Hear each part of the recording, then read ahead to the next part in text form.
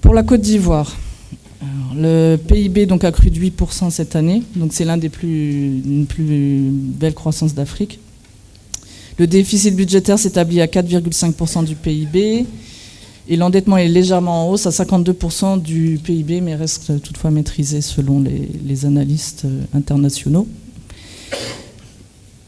Il y a eu des mutineries, comme vous le savez, durant le premier semestre 2017, plusieurs grèves qui ont pu perturber le pays.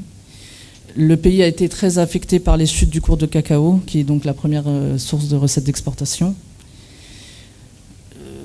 Il y a eu donc depuis 2016 le lancement du plan national de développement, donc qui consiste à lancer de grands travaux d'infrastructure et le secteur secondaire et tertiaire donc, sont assez dynamiques, donc, ce qui promet de belles perspectives aussi pour les banques. Alors BOA Côte d'Ivoire est détenu à 69% BOA Côte d'Ivoire est détenu à 69% par BOA West Africa, donc on a 30% de flottants. Une croissance du bilan de environ 3% en moyenne entre 2015 et 2017, pour un total bilan qui s'établit à 642 milliards de francs CFA.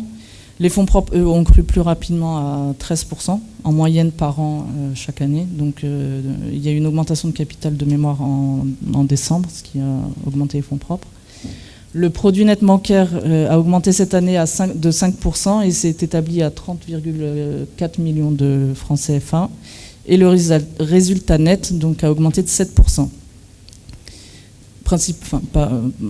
porté par une amélioration du risque. Alors, au niveau de l'évolution des crédits, la banque est en ligne avec le secteur, donc il n'y a pas de commentaire particulier à ajouter. Les dépôts, la performance de la banque a été meilleure à celle du secteur, avec une accélération sur les dépôts non rémunérés, donc de 23%.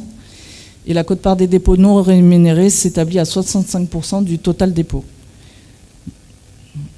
Les titres de placement, eux, ont baissé, donc comme même phénomène partout, de 7% et représentent un tiers du bilan de la banque.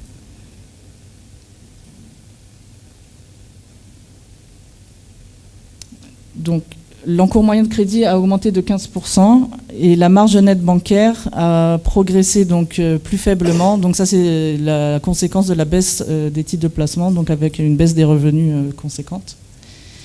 La progression des commissions, donc 12%, est due à la hausse des commissions sur opération, donc il y a une révision des tarifications.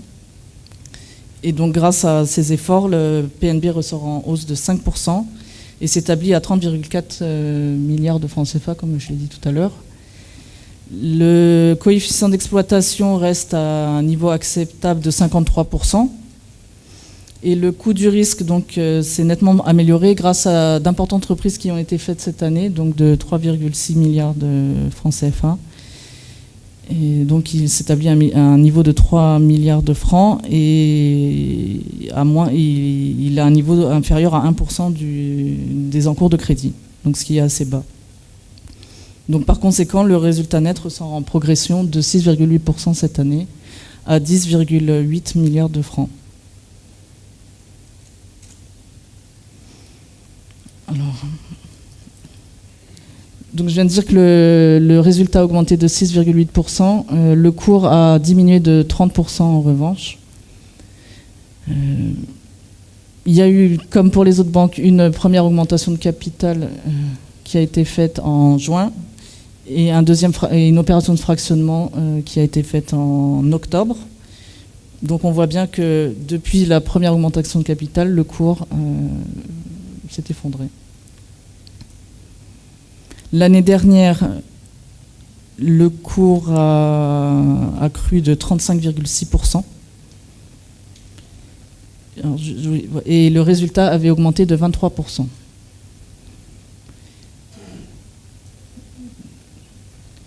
Alors le cours aujourd'hui s'établit aux alentours de 5 000 francs et la capitalisation boursière de la banque est à 100 milliards de francs CFA.